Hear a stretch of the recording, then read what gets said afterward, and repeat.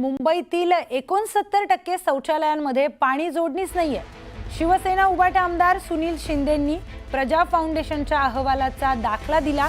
विधान परिषदेच्या लक्षवेधीच्या माध्यमातून शिंदेंनी हा मुद्दा उपस्थित केला। संस्थेच्या अहवालामध्ये आणि वास्तव्यात जमीन आसमानाचा फरक आहे, तर मंत्री उदय सामंत यांनी या संबंधित स्पष्टीकरण देखील दिले। तर मुंबईमध्ये 69% शौचालयांमध्ये पाणीच नसल्याचा धक्कादायक वक्तव्य आमदार सुनील शिंदे यांनी केलंय। प्रज्ञा फाउंडेशनच्या अहवालाचा त्यांनी दाखलाही दिलाय। तर आजही असे बऱ्याच ठिकाणी मला अगदी ॲड्रेस सहित आणि नावासहित सांगता येईल की बऱ्याच ठिकाणी लाईट नाही, पाणी नाही आणि अशा अवस्थेत त्या ठिकाणी ती शौचालय सुरू आहेत। काही ठिकाणी तर तो जो चालक असतो तो मनमर्जीप्रमाणे त्याचं भाडं आकारत असतो की महानगरपालिकेवरती त्यांच्या रिपोर्टवर अवलंबून न राहता आपण शासन स्तरावरती वैयक्तिक याची स्वतंत्ररित्या चौकशी करणार का। नंबर 1 भयंकर तुम्ही वास्तव सत्य जे मांडलेलं आहे की मुंबईतील 69% सार्वजनिक शौचालयात पाण्याची जोडणीच करण्यात आलेली नाही, तर तुम्ही स्पेसिफिक घ्या ना की याची जोडणी कराल का, त्याच्यानंतर अजून वीज उपलब्ध नाही ती 8 दिवसात कराल का, असे प्रश्न विचारा। सभापती महोदय, या अहवालामध्ये आणि वस्तुस्थितीमध्ये किती फरक आहे हे देखील आपल्या निदर्शनास आलं असेल। त्याच्यामुळे या संस्थेनं अशा पद्धतीचा आधी हा अहवाल का सादर केला याची देखील आपण चौकशी करू। त्याच्या मागे त्या संस्थेचा उद्देश काय आहे, कारण शेवटी सगळे लोकप्रतिनिधींवर हा आक्षेप येतोय, सगळ्या आमदारांवर हा आक्षेप येतोय आणि याच्यामध्ये असं दाखवलं जात आहे की जेवढी शौचालय आहेत म्हणजे 10,684 शौचालयाच्या अगेन्स्ट फक्त 2,000 शौचालय मुंबईमध्ये आहेत असं त्या अहवालामध्ये नमूद आहे। 69% जे सन्माननीय सभापती महोदय यांनी सांगितलं की 69 ठिकाणी पाणी जोडणी असा अहवाल आहे, पण तो पूर्ण सर्वे केल्यानंतर 82% ठिकाणी हे पाणी जोडलेलं आहे। ज्या संस्थेनं अहवाल आणलाय त्याच्यामध्ये आणि महानगरपालिकेच्या वस्तुस्थितीमध्ये जमीन आसमानाचा फरक आहे। तरी देखील स्पेसिफिक जर आपण सांगितलं मला की कुठच्या संचालकानं शौचालयानं लॉक लावून ठेवलेली आहेत, कुठच्या संचालकानं भाडं वाढवलेलं आहे, कुठच्या संचालकांनी सार्वजनिक शौचालय ही वैयक्तिक शौचालय केलेली आहेत, त्याची यादी जर आपल्याला मिळाली तर त्यांच्यावर देखील कारवाई करू।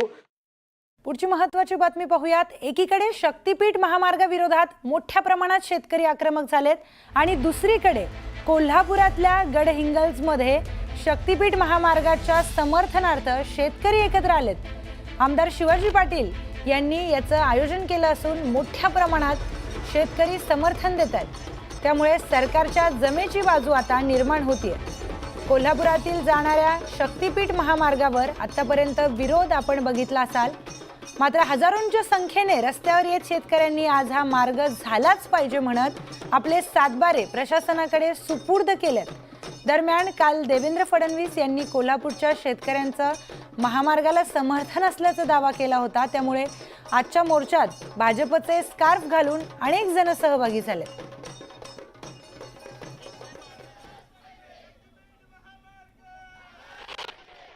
चंदगड मतदारसंघाचे आमदार आहेत शिवाजीराव पाटील यांच्या नेतृत्वाखाली आहे तो गडहिंग्लजमध्ये हा मोर्चा आहे तो निघताना पाहायला मिळते।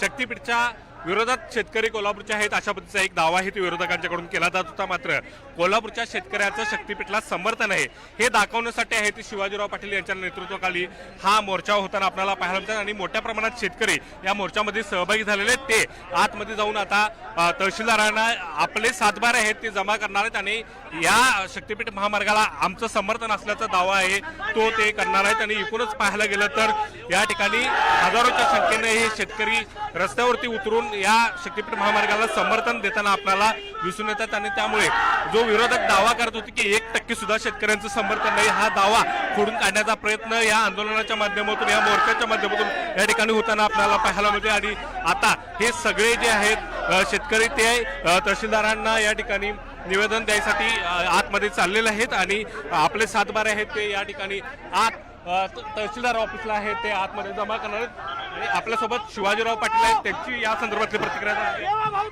मोठ्या प्रमाणात समर्थक आहेत ते या ठिकाणी जमा झालेले काय सांगा। सगळे आम्ही शेतकऱ्याची कुटुंबाशी संबंध आहोत, आम्ही शेतकऱ्याची मुलं आहोत।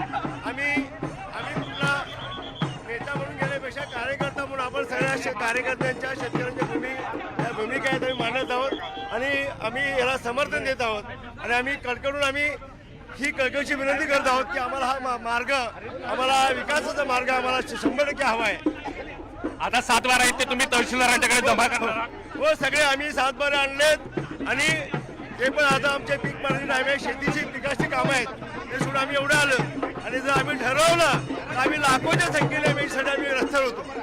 नक्कीच या ठिकाणी पाहायला गेलं तर शिवाजीराव पाटील यांनी दावा केलेला आहे की सगळ्या इथल्या शेतकऱ्यांचं समर्थन आहे आणि आम्ही सगळे शेतकरी आता 7 बारा आहे तो प्रशासनाकडे जमा करणार आहोत आणि समर्थन आहे ते आम्ही दाखवून देणार आहोत. एकूणच या ठिकाणी पाहायला गेलं तर विरोधक आता या समर्थनाच्या या शेतकऱ्यांच्या भूमिकेला काय उत्तर देतात हे सुद्धा आता पाहणं महत्वाचं असणार आहे.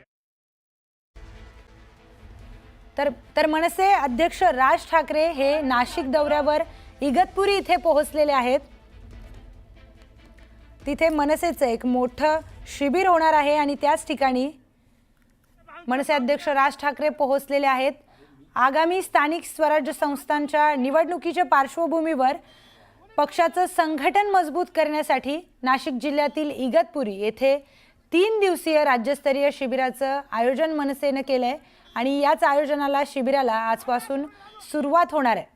16 जुलैपर्यंत हे शिबिर चालणार आहे. तर या शिबिरात संपूर्ण राज्यभरातून मनसेचे नेते, पदाधिकारी, कार्यकर्ते मोठ्या संख्येने उपस्थित राहतील आणि मनसे अध्यक्ष राज ठाकरे स्वतः या शिबिरामध्ये मार्गदर्शन करणार आहेत आणि त्या शिबिरासाठी ते इगतपुरीला पोहोचलेले सुद्धा दृश्य आपण पाहतोय.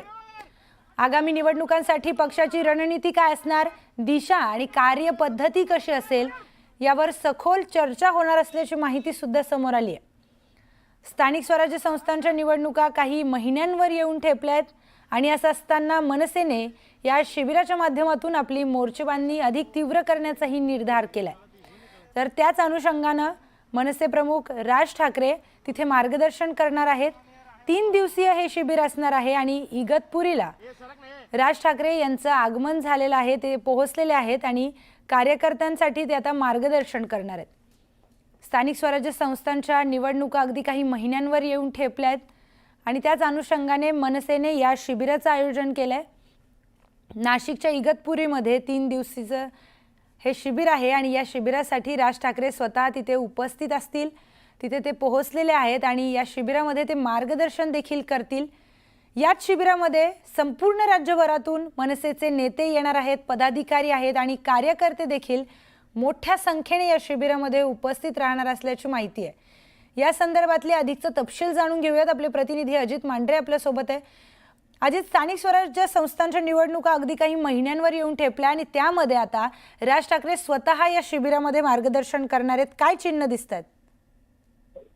खरं तर ज्या पद्धतीनं मनसे आणि उभाटा यांची एकत्रित येणं म्हणजे राज आणि उद्धव ठाकरे एकत्रित येणं या गोष्टीवरून ज्या पद्धतीनं मनसे आणि दोघांचे चर्चा सुरू झाली होती, यानंतर पुढची रणनीती कशी असेल, जर आपण उभाटाबरोबर युती केली तर आपल्याला खाली किती रिस्पॉन्स मिळेल, भाजपबरोबर गेलो तो काय रिस्पॉन्स मिळेल, शिवसेनेबरोबर गेलो तो काय रिस्पॉन्स मिळेल, किंवा आपण एकला चिलोरेची भूमिका नेहमीसाठी ठेवली तर आपल्याला किती रिस्पॉन्स मिळेल, तर अशा अनेक गोष्टींवर चर्चा करणं राज ठाकरेंचा स्वभाव किंवा त्यांची एकंदर जी राजकीय जी त्यांची चाल आहे किंवा त्यांची पद्धत जी आहे संपूर्ण पक्ष चालवण्याची, ते आपण लक्षात घेतलं तर ते एकांगी निर्णय घेतात. पण सध्याच्या घडीला जी पक्षाची परिस्थिती आहे हे लक्षात घेऊन वरिष्ठ नेते असतील, काही विशिष्ट विभाग प्रमुख असतील, काही प्रमुख असतील, यांची चर्चा करून भेटून बोलून त्या शिबिरामध्ये सगळ्यांचं ऐकून घेऊन आपलं नेमकं काय म्हणणं आहे हे सगळ्यांना सांगण्याचा प्रयत्न होतोय तो राज ठाकरेंचा असं या एकंदर शिबिरावरून दिसतोय. म्हणजे त्याच पार्श्वभूमीवरती एक वेगळी दिशा किंवा एक वेगळा आदेश जो आहे हा कार्यकर्त्यांना पदाधिकाऱ्यांना मिळाला तर त्या दृष्टीने पक्ष चालतो, एक विचार मिळाला. मनसेच्या आपण जर पाहिलं तर सभा व्यतिरिक्त कुठल्याही गोष्टी जास्त होताना दिसत नाहीत आणि त्याच पार्श्वभूमीवरती जर अशा पद्धतीने शिबिर घेऊन आपल्याच लोकांची मतं जाणून घेतली आणि आपली मतं नेमकी काय आहेत ही लोकांना सांगितली, आपली पदाधिकारी त्यांना सांगितली तर पक्षाला एक शिस्त लागते, पक्ष एक शिस्तबद्ध पद्धतीने चालतो. तिथं वरिष्ठांचं नेमकं काय म्हणणं आहे, खालच्यांचं नेमकं काय म्हणणं आहे, त्यांना खाली किती त्रास आहे किंवा त्यांचे नेमके म्हणणे काय आहेत, त्यांचे मुद्दे काय आहेत, अशा अनेक गोष्टी ज्या गोष्टींवरती चर्चा करणं, त्यातून मार्ग काढणं आणि पक्षाला एक वेगळी दिशा देणं आणि पक्ष नेमकी पुढे काय भूमिका घेतोय, पक्षाचा अध्यक्ष म्हणून मी नेमकी पुढे भूमिका काय घेतोय हे राज ठाकरे तिथे सांगतील आणि त्या दृष्टीनं एक चर्चा होऊन एक वेगळा मार्ग निघाला. मनसे पक्षाचे पदाधिकारी कार्यकर्ते जे आहेत त्यांना एक वेगळी दिशा मिळेल असं एकंदर दिसतं. इगतपुरीच्या या सगळ्या गुप्त ठिकाणी म्हणजे नेमकं मनसेचे हे शिबिर आहे ते कुठे होणार आहे, कशा रीतीने होणार आहे, कोण कोण असतील, किती वाजता जायचंय, किती वाजता निघायचंय, कुठे पोहोचायचंय, तिकडे काय व्यवस्था असेल, यावर ही गुप्तता जी आहे ती पाळली गेलेली आहे. आणि त्या गुप्ततेनंतर आता सगळं शिबिराला जे आहेत ते राज ठाकरे स्वतः पोहोचले आहेत आणि बाकीचे कार्यकर्ते पदाधिकारी देखील पोहोचले आहेत.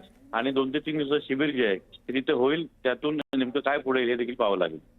निश्चितच अजित, हे स्थानिक स्वराज्य संस्थांच्या निवडणुकीच्या दृष्टीने अगदी मोठा आणि महत्त्वाचा निर्णय या शिबिरामध्ये होण्याची शक्यता आहे. मनसेच्या शिबिरासाठी राज ठाकरे स्वतः इगतपुरीमध्ये दाखल झालेत.